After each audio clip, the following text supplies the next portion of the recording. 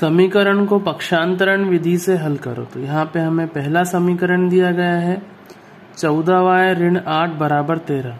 आप ध्यान से इसे सीखें, बहुत सिंपल सवाल है और जिसमें हमें चर का मान ज्ञात करना है।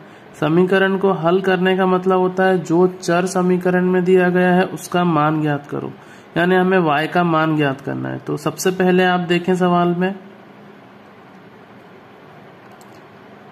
14y ऋण 8 बराबर 13 ये समीकरण दिया हुआ है हमें।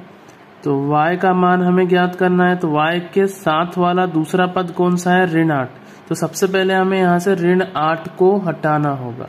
तो इसके लिए हम यहाँ पे आप देखें बाएं पक्ष है तो दाएं पक्ष बराबर के चिन्ह के दूसरी ओर भेजेंगे।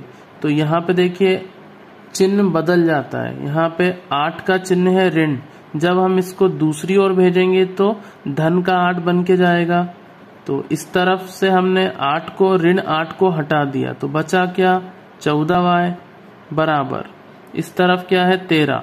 और ये ऋण 8 जब दूसरे पक्ष में हमने भेजा तो ये चिन्ह बदलेगा, तो ये धन के 8 के रूप में वहां पर गया।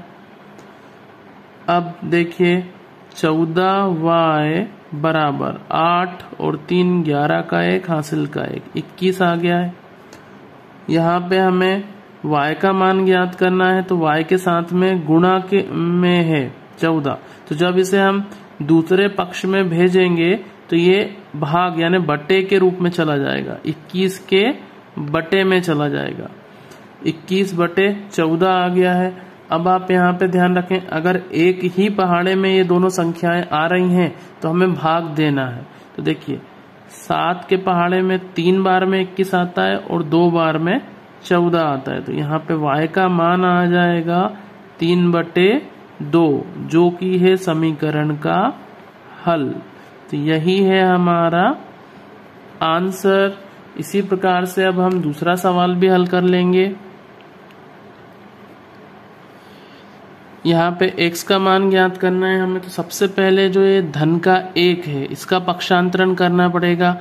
तो x/3 वैसा की वैसा ही है, ये बराबर का चिन्ह, दाईं ओर 7/15 है। अब ये हमने जब धन के 1 को दाईं ओर भेजा तो चिन्ह बदलेगा और ये ऋण 1 के रूप में जाएगा। तो हम इसके बटे में 1 लिख लेते हैं, क्योंकि 1 बटे में लिखने से मान में कोई अंतर नहीं आएगा।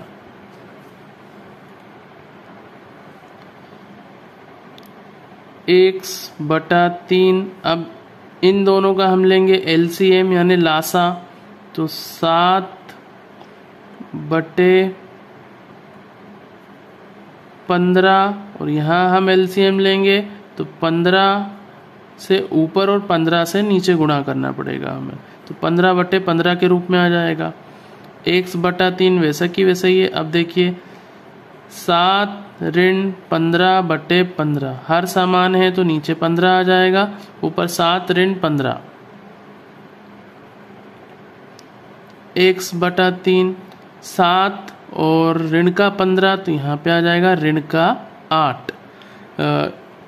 जोड़ घटाने से ये धनात्मक और ऋणात्मक संख्याओं के घटाने से संबंधित वीडियो मेरे चैनल पे अपलोड है, आप उसे ज़रूर देखें। तो आप इस प्रकार का घटाना आसानी से कर पाएंगे, उसको समझ पाएंगे। 7 ऋण 15 करेंगे तो हम यहाँ बचेगा ऋण का 8 और बटे में है 15। अब यहाँ पे देखिए, अब यहाँ पे आप देखें x के साथ में बटे में 3 है। तो 3 को जब हम पक्षांतरण करेंगे तो ये हर में है, हर से ये जाके अंश में यानी ऋण 8 से गुणा कर लेगा। तो ऋण 8 गुणा 3/15। अब यहाँ पे आप ध्यान दें, अगर भाग जा रहा है अंश और हर में तो हमें काटना है। तो देखिए 3 एकम 3, 3 के पहाड़े में 1 बार में आएगा, 3 के पहाड़े में 5 बार में आएगा। तो यहाँ पर x बराबर आ गया है, ऊपर बचा ऋण का 8 और नीचे बचा 5। तो x का मान है ऋण 8/5। यही समीकरण का हल और हमारा उत्तर है। मुझे उम्मीद है विद्यार्थियों ये सवाल आपको समझ में आए होंगे। अगर ये सवाल आपको समझ में आए हैं तो अपने दोस्तों के साथ में शेयर करें, साथ ही वीडियो को लाइक और चैनल को सब्सक्राइब करें। वीडियो देखने के लिए आप सभी का धन्यवाद।